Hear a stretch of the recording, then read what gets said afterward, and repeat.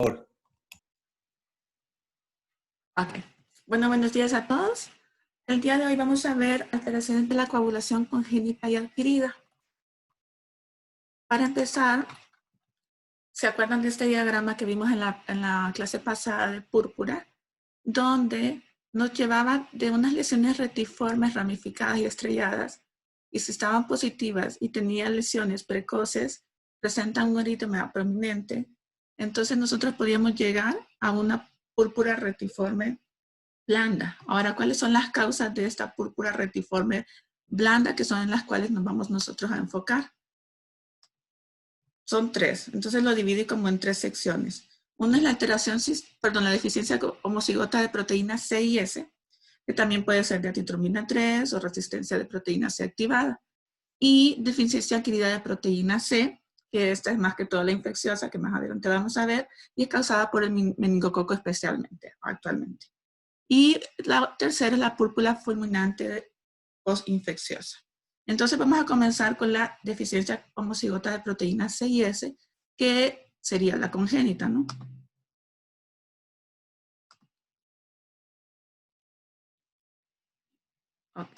Okay. Permítanme, se lo voy a emitir. Como definición de esta, podemos decir que es un trastorno a menudo fatal, asociado con hemorragia perivascular y coagulación intravascular diseminada. Si está caracterizada por la formación de estos coágulos, lo que conlleva al final pues, a una necrosis de la piel. Entonces podemos decir que es una complicación rara, pero posible en pacientes pediátricos. Y es más común pues, que se dé en neonatos. Entonces me voy a enfocar a esta púrpura fulminante, pero más neonatal, porque es la más común, más que en pediatría, la congénita, no hablando de la congénita. Un poco de historia rapidito. El nombre de púrpura fulminante se utilizó por primera vez a finales del siglo XIX para describir un síndrome de púrpura un poco extendida. Entonces ya en 1962 fue descrita por primera vez.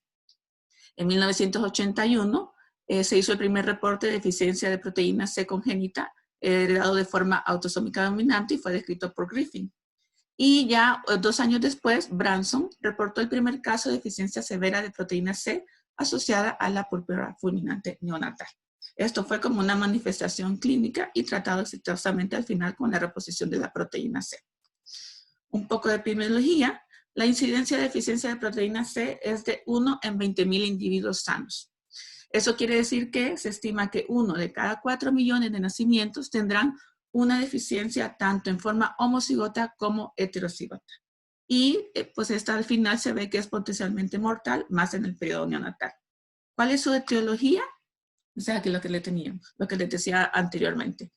Su etiología es una deficiencia de proteína C homocigota o una deficiencia de proteína C S homocigota. Entonces, cualquiera de las dos. Entonces, podemos decir que la deficiencia de la proteína C es causada por pérdida de la función de la mutación en el gen de la proteína C. Si la deficiencia se lleva a cabo por una proteína C, pero si es por una proteína S, el gen que está involucrado es PROS, es el que cambia. Entonces, podemos decir que una deficiencia homocigota o una disfunción grave de la proteína C y S produce púrpura fulminante neonatal en las primeras horas y hasta 5 días después del nacimiento. O aquí también podemos mezclar un poquito que puede ser homocigota o heterocigota en compuesta. Las personas heterocigotas generalmente no presentan síntomas hasta la adultez, que eso es muy importante que sepamos. Entonces, por eso es más común, si es una deficiencia congénita, pues es que es más homocigota que heterocigota en el periodo neonatal. Ahora, ¿qué pasa con la proteína C? Solo para recordar de manera rapidita. Es una proteína de la coagulación de vitamina K dependiente, sintetizada por los hepatocitos. Entonces, recordamos la coagulación, ¿no? Entonces, aquí tenemos, recuerden el factor tisular, el factor 10, entonces progresa al factor 8, al factor 5, ¿no? Y aquí tenemos la trombina. Entonces, ¿qué es lo que pasa? Sobre la superficie endotelial, que es la que tenemos acá, durante la formación, ya sea de un trombo, un coágulo, la proteína tiene el receptor endotelial, que sería este, ¿no? El que está acá. Aquí tenemos la trombina, aquí tenemos la trombomodulina, y aquí tenemos el receptor endotelial. Entonces, cuando se unen estos dos, este proceso es como llamado el interruptor de trombina, por el cual la trombina se vuelve anticoagulante en lugar de procoagulante. Entonces, aquí es cuando nos ayuda la proteína C. Ahora, una vez que está activado, la proteína C escinde o inactiva los factores. Aquí está, ya está activada.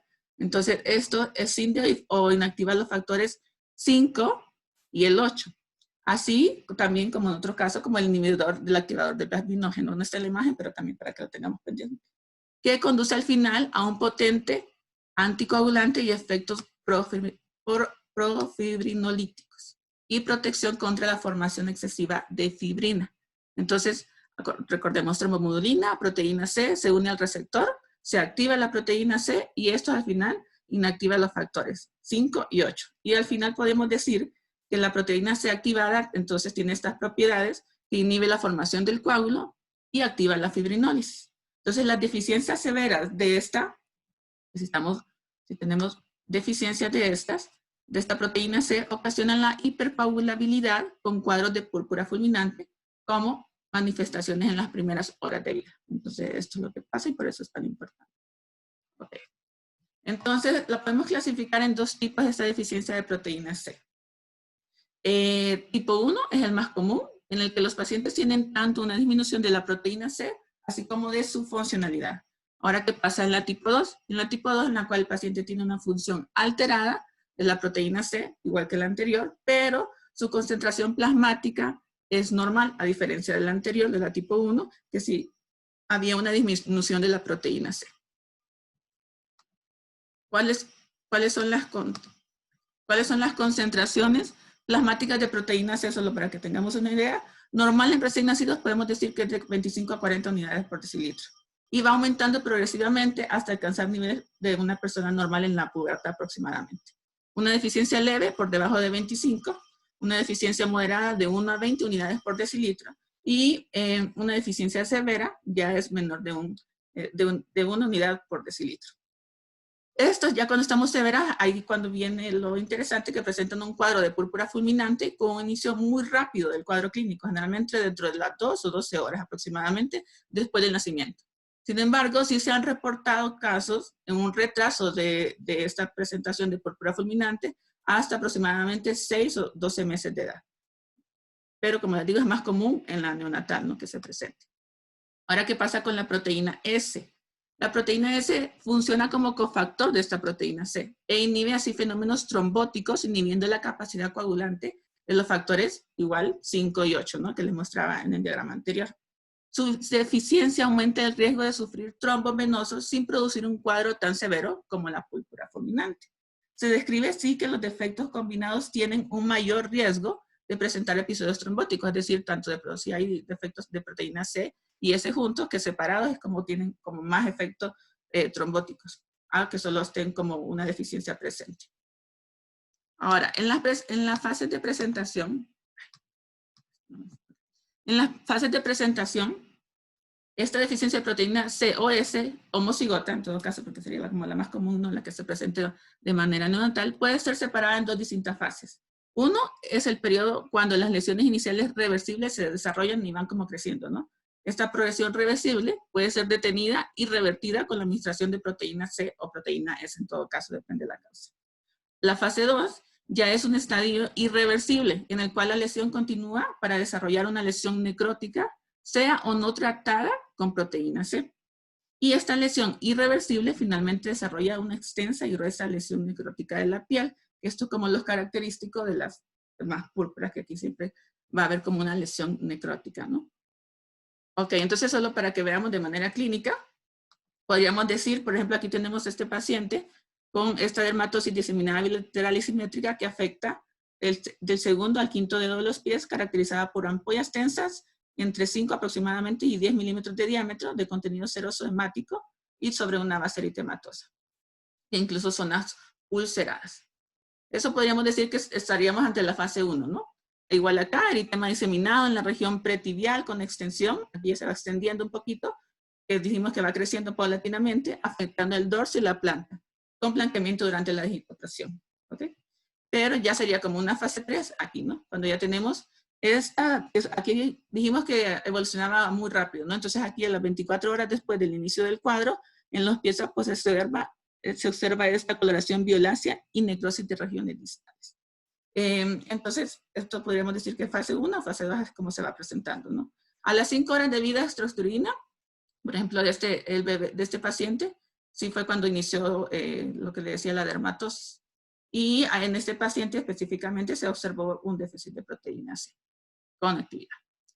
Okay. Ahora las manifestaciones en cuanto a la topografía, donde se van a presentar más comúnmente extremidades pélvicas, torácicas o las zonas de presión, es lo más común. Pero tienen una predilección específica en las extremidades por tobillos, dorsos de pie, parte inferior de las piernas, y a veces se puede presentar en glúteos y cara lateral de los muslos, que se ven pues, a menudo afectados. Entonces, también es muy importante saber que es común que se presente en las áreas de trauma. Por ejemplo, incluso hablan de sitios de inserción de la cánula intravenosa o también puede inicialmente confundirse con hematomas, que es lo más común, ¿no? Entonces hay que tener en cuenta esto. Entonces aquí podemos ver un poquito de la topografía, por ejemplo, este paciente que se presentó a partir del segundo día de vida, esta lesión necrótica en la planta derecha, y aquí podemos ver otra lesión como va, como un poco, siempre hace como un eritema, ¿no? Periférico, y posteriormente pues se va poniendo como negruzco y hasta formar pues la necrosis. Entonces eso podríamos verlo en cuanto a la topografía, que son las regiones como comunes en la parte inferior del abdomen y que posteriormente se van ascendiendo hacia la región inguinal. Ahora, en cuanto a la topografía, en cuanto a la morfología, tenemos que inician con un aspecto de máculas eritematosas, bien delimitadas, como podemos ver aquí, ¿no? en la imagen un poquito, ¿no? Que evolucionan muy rápidamente, que es lo característico, y esta la zona de necrosis y hemorragia. Entonces, también al inicio, sí van progresando rápidamente, pero se ven como que se van formando áreas centrales irregulares de hemorragia, aquí no se ve mucho, pero un poco como azul negra. Podemos ver este paciente que tiene esta deficiencia de proteína C, es un neonato, y presenta estas placas purpúricas extensas con formación de ampollas, no se ve en la imagen, pero sí lo describen, y un poco incluso hablan de úlceras crónicas. Entonces podemos ver incluso que en el talón se ve un poquito, ¿no? Acá, como que podría ser como áreas de trauma también que puede ser común. Ok, aquí tenemos qué pasa después. Perdón, tenemos también este paciente en el área del talón, que tenemos esta imagen, un poco de la púrpura retiforme también, que es muy característica, y vemos cómo va progresando posteriormente a necrosis, ¿no? Ahora, la necrosis comienza aproximadamente entre 24 y 48 horas después de la aparición de las primeras lesiones, y suelen estar rodeados por un borde fino, ¿no? Eritematoso, como podemos ver acá, ¿no? Un poquito. Aquí podemos ver estas lesiones, lo describen como un poco gangrenosas, simétricas, también que es muy característico en las plantas del pie, y podemos ver un poco aquí en la cadera izquierda, y aquí ya ven, lo describen como una ya lesión gangrenosa en los dedos del lado izquierdo de la mano pues, de este paciente. Tenemos que tener en cuenta, recuerden, les voy a mostrar fotos tanto de neonatos como pediátricos, porque si podemos ver, como les decía, es menos común, pero se puede presentar en pacientes como más pediátricos que neonatos, ¿no?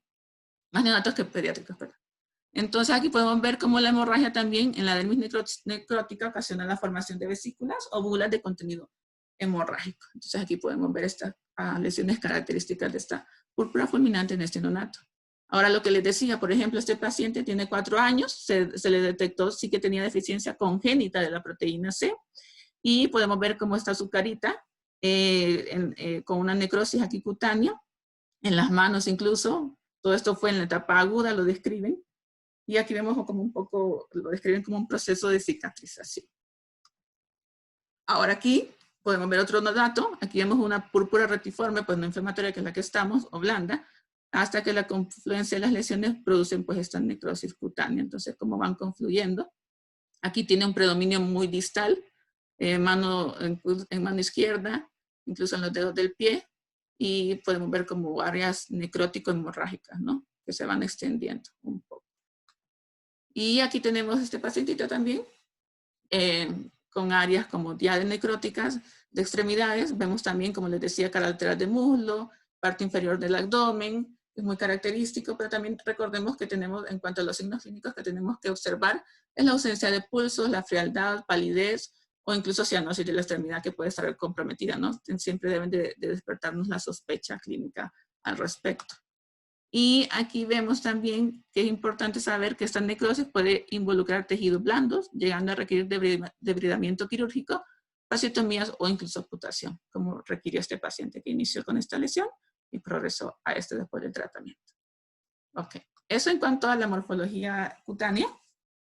Extracutánea, ¿qué puede presentar? Hemorragia vítrea a nivel ocular y desprendimiento de retina es lo más común, que puede resultar en ceguera parcial o total, que eso es muy importante. Ellos inician con manifestaciones clínicas de leucocoria y son ciegos pues debido a esta trombosis o la hemorragia de la vena vítrea, o presentan ceguera, ¿no? La trombosis venosa de grandes vasos también se puede presentar como sería afección renal, entonces trombosis de la vena renal, y en los estudios de imagen incluso podemos observar datos de enfermedad vascular isquémica cerebral. Pero también se sabe que la trombosis microvascular diseminada puede generar falla multiorgánica afectando los sistemas respiratorios y digestivos. Ahora, el diagnóstico, ¿cómo lo vamos a hacer? Primero, la sospecha clínica, ¿no? Que vimos anteriormente todo. Algo importante es la historia de pérdidas fetales. Aunque puede no haber antecedentes familiares de trombosis, sí, ya que hay una gran variabilidad en el fenotipo heterocigoto. Pero siempre hay que preguntar, ¿no? Pero depende qué fenotipo sea. Si ambos padres, por ejemplo, exhiben reducción parcial de los niveles de proteína, tanto C o S, entonces esto sí ya es muy sugerente de que los padres pues, sean portadores heterocigotos, ¿no? También podemos apoyarnos con niveles de la actividad de proteína C y S de padres y del paciente para llegar al diagnóstico, y así como datos de coagulación intravascular diseminada, niveles elevados de dímero D, trombocitopenia, hipofibrogenemia, la prolongación del tiempo de protombina, que se van desarrollando paulatinamente. Entonces sí se recomienda realizar estos estudios al inicio y después de las 6 semanas del evento. Incluso hablan de que podemos apoyarnos también de ultrasonido Doppler, que suele decir ser urgente, ya que confirma pues, el fenómeno trombótico. Y la presencia de C y D, como les decía, puede estar asociada con concentraciones plasmáticas de proteínas C y S marcadamente reducidas debido al consumo de estos anticoagulantes. Por tanto, la demostración de esta coagulación y de la proteína C y S baja por sí sola generalmente es insuficiente para identificar la causa subyacente. Eso lo tenemos que tener en cuenta. Un poco de tratamiento. Sabemos que es una emergencia hematológica, entonces requiere una intervención de forma urgente y dicho manejo debe ser multidisciplinario, pues en la unidad de cuidados intensivos. Tenemos que tener como meta que se debe mantener recuentos de plaquetas por encima de 50.000 y niveles de fibrinógeno mayor de 1 gramo por litro. Entonces se debe siempre tener presente que puede haber una causa séptica, sí, asociada hasta demostrar lo contrario. O en caso de la presencia de un foco infeccioso, no se debe retrasar la terapia antimicrobiana, ya que esto puede aumentar el consumo de proteínas C y S. Entonces es importante siempre buscar la causa infecciosa, aunque sea congénita, ¿no? Tratamiento que nosotros le podemos administrar. El plasma fresco es el importante, el primero que describen, y este contiene 95 unidades por decilitro de proteína C. Se administra una dosis de 10 a 20 cada 8 horas aproximadamente. ¿Y qué es lo que hace? Aumenta los niveles plasmáticos en 30 unidades por decilitro. O podríamos decir que aumenta 1 unidad por kilo de peso de la proteína C en el plasma. Y está recomendado pues tanto en la deficiencia congénita como adquirida. Entonces en las siguientes que les voy a hablar también. Y el concentrado también se habla del concentrado de la proteína C, que se llama C-protein, tengo entendido que no tenemos, y se administra con una dosis inicial de 100 unidades por kilo, seguido posteriormente de 50 unidades por kilo, cada 6 horas. Sin embargo, como les digo, hasta la fecha pues no se encuentra disponible. Y la vida media es importante que recordemos en plasma de la proteína C de 6 a 10 horas, por eso pues cada 6 horas. Algo importante es que el tratamiento con plasma fresco con proteína C se debe iniciar junto con la terapia anticoagulante y no iniciar primero la terapia anticoagulante, que sería la heparina de bajo peso molecular o no fraccionada, sino que junto, o incluso después, ¿no? Pero lo dicen que junto. La dosis que recomiendan debe ser 28 unidades por kilo hora y posteriormente hacer el cambio de acumarínicos, que también lo destacan, y no se recomienda comenzarlos antes debido a que estos disminuyen la proteína C de forma inicial, hablando de los anticoagulantes, ¿no? Incrementando pues el riesgo de trombosis. Entonces también se habla de que el tratamiento debe continuar hasta la resolución, aproximadamente 6 a 8 semanas, mientras se está haciendo la transición a otros anticoagulantes. Y también se habla de otro fármaco utilizado que es la proteína C recombinante, que no está recomendada para la púrpura fulminante neonatal, ya que se encuentra asociada o la que se encuentra asociada específicamente a sepsis, ya que condiciona pues esto un alto riesgo de sangrado, entonces no la sugieren la proteína C recombinante cuando está asociada a sepsis. Y también se habla por último del trasplante de hígado, que se ha realizado como alternativa terapéutica también, ¿no? Ok, aquí por ejemplo podemos ver la evolución de este paciente, que presenta varias afectadas diversas con predominio de extremidades siempre, ¿no? Y glúteos, que le hablamos de la topografía, que evidencian necrosis hemorrágica, conflictenas en evolución de poco tiempo, después de ingresar al servicio de neonatología en este caso, y las mismas áreas afectadas en su evolución, las cuales se demarcan la zona desvatilizada con formación de costra. Entonces aquí vemos estas áreas con necrosis, aquí vemos estas mismas áreas, pero ya con zonas desvitalizadas con formación de costras, podemos ver. Entonces, este paciente se le hizo el examen de proteína C, salió con 2% y se tuvieron incluso niveles bajos de proteína C en el padre. Entonces se confirmó el diagnóstico de púrpura fulminante neonatal congénita. Sí fue sometido a intervenciones quirúrgicas en muslo y glúteo izquierdo con injerto, como podemos ver acá, y en miembro inferior derecho, el muñón en cicatrización después de la amputación de la piernita, ¿no? Pero el paciente lastimosamente falleció a los 41 días de edad. Y pues ya los hallazgos necróxicos que se mostraron, pues presentaban múltiples trombosis venosas y arteriales y signos incluso de infección sistémica. Entonces aquí podemos ver cómo fue evolucionando y posteriormente se fue diseminando. En cuanto al pronóstico, está relacionado con el diagnóstico oportuno, los niveles de deficiencia y el manejo del cuadro agudo, que es muy importante por lado de la emergencia hematológica, ¿no? Y la mortalidad es alta antes del diagnóstico a causa de la coagulación intravascular diseminada. Es posible una sobrevida variable si se toman todas las medidas preventivas, como la terapia anticoagulante y la monitorización de los niveles de INR. Pero es importante saber que el riesgo de complicaciones por sangrado incrementa por el tiempo por la anticoagulación a largo plazo, siempre hay que tenerlo en cuenta. Y si le van a hacer como algún procedimiento quirúrgico a estos pacientes, pues sí es necesario el reemplazo pues, con la proteína C previo al evento. Entonces ahorita vimos lo que era de la proteína C, deficiencia de la proteína C congénita, y quedamos que se podía presentar más comúnmente de manera neonatal, pero siempre se puede presentar como en edades pediátricas, que no hay que descartarlo. Ahora, otra forma de presentación de esta púrpura retiforme blanda es la forma púrpura fulminante adquirida. Otros nombres que tiene es la vasculitis necrotizante aguda, la púrpura hemorrágica también, o incluso púrpura gangrenosa lo llaman. Aquí, ¿qué es lo que pasa? Que esta es secundaria a sepsis y es una patología grave, ¿sí? Y que se caracteriza por infartos hemorrágicos de la piel. Igual que la anterior, ¿no? Causados por la coagulación intravascular diseminada y trombosis vascular dérmica.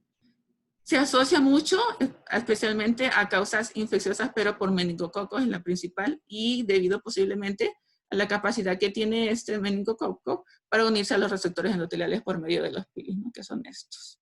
Es muy importante saber que el 25% de las infecciones meningocócicas se complican con una púrpura fulminante. Esta, al igual que la anterior, la podemos presentar, se puede presentar en edades neonatales o en edades pediátricas. Entonces, en cuanto a su etiología, como les decía, lo más común es el Neisseria meningitidis, más en edades pediátricas y el estreptococo del grupo A y B, más en edades neonatales. También puede ser otras causas de estreptococo neumonía, Staphylococcus aureus, Haemophilus influenza, Klebsiella E. coli, Enterobacter, Petreus, Salmonella, incluso la Pseudomonas aeruginosa. Entonces, aquí podemos ver algunas de las causas adquiridas que se pueden dar por una coagulación por consumo o por una deficiencia relativa de la proteína C. Entonces, la infección, que son las causas que les mencionaba. Aquí mencionaba el grupo B, que es más común en neonatos, la coagulación intravascular diseminada, trombosis venosa, anticuerpos, y otras por una síntesis disminuida, una disfunción hepática grave, galactosemia, e incluso la terapia por warfarina, que es más en adultos. Un poco de patogenia. Durante la meningococcemia, las bacterias promueven la activación. Aquí tenemos, ¿no? Bacterias. Entonces promueven la activación de factores protrombóticos, del factor tisular, factor 12, y la liberación del factor de von Willebrand. Entonces esto pasa. Posteriormente, siempre si nos enfocamos mucho pues, en el meningococo, entonces podemos ver que al final inhibe las vías de anticoagulantes y la fibrinólisis. Entonces, ¿cómo lo hace? Pues disminuye la expresión de la trombomodulina y del receptor endotelial de proteína C. Aquí tenemos los dos. Y al final, pues sí promueve mucho la expresión del factor inhibidor de tisular de plasminógeno, como este, ¿no? Entonces, al final, pues, produce o inhibe todas estas fases anticoagulantes y la fibrinólisis. ¿Cuáles son los factores de riesgo o pacientes que tienen mayor factor de riesgo a presentar esta púrpura fulminante, podríamos decir, adquirida, incluso que la causa pues, es más común infecciosa? Pues son pacientes aplénicos o inmunosuprimidos y con también en la edad adulta, pues trastornos por consumo de alcohol, y también si hay pues niveles anormales de complemento ya, como de base. Entonces todos estos pues tienen una mayor probabilidad de desarrollar púrpura fulminante en respuesta pues a la infección. Entonces, se describe aquí en esta parte 4 principales características que presentan. Uno son las grandes lesiones purpúricas en la piel. Otra es la fiebre, la hipotensión y la coagulación intravascular diseminada. Refiriéndonos a la... Ay, se me quitó. ¿Sí siguen viendo? Sí, Pau. Sí, ok. Sí. Se me fue, ok. Entonces, enfocándonos en las grandes lesiones purpúricas en la piel, podemos ver aquí lo mismo que la vez pasada, podríamos decir, ¿no? Entonces, las lesiones comienzan como pequeñas áreas azuladas que rápidamente confluyen y avanzan tras un pequeño borde eritematoso bien delimitado, produciendo una púrpura sensible no palpable. Podemos ver incluso áreas necróticas. Este es un paciente que fue evolucionando hasta el 4º día de vida. Y refiriéndonos acá, pues un paciente neonato, ¿no? Pero ya sabemos que se puede dar neonato pediátrico.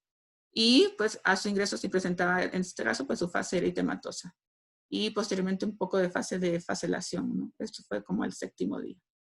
4º y 7º día. Y aquí podemos ver también otro cuadro que si la aptoporfía pues no es tan característica, pero se puede presentar. Podemos ver bulas hemorrágicas rotas, ya aquí con eritema, equimosis, y aquí podemos ver cómo progresa la necrosis extensa de la piel en el espesor total. Y aquí también podemos ver este paciente que presentó como primer signo pues la trombosis microvascular, y vemos cómo progresan estas lesiones hacia extensas necrosis de piel, como lo vemos aquí, fue evolucionando de esta manera. Y incluso vemos estas formaciones de bulas subepidérmicas con contenido seremático y finalmente pues un poco de gangrena.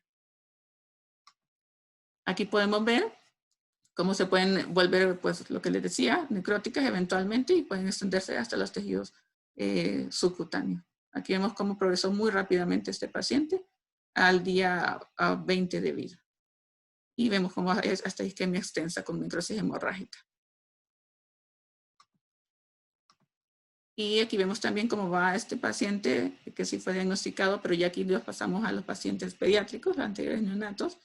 Vemos cómo va evolucionando paulatinamente la lesión. Este fue paciente que se reportó por positivo, su hemocultivo para Neisseria meningitidis, serotipo B, pues se le diagnosticó la púrpura fulminante infecciosa, pues causada por meningococo, ¿no?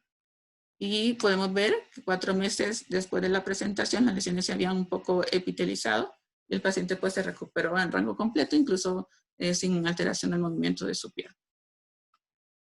Y aquí vemos también que cómo se puede presentar el signo de Nikolsky o desplazamiento pues, de la epidermis por presión lateral, que sí es positivo pues, en las lesiones en las zonas eritematosas. Este paciente ya tenía 14 años y vemos cómo tiene estas extensas áreas de púrpura, equimosis, necrosis, con zonas de ampollas hemorrágicas, rotas que involucran la extremidad pues, inferior izquierda. Aquí vemos este paciente adulto, que sí tenemos que, solo les puse esta para que vean que podría ser simétricas. En tobillos no lo muestra la foto, pero sí lo tiene. Y en la parte inferior de glúteos y piernas y cadera lateral de muslo, igual que la anterior, ¿no?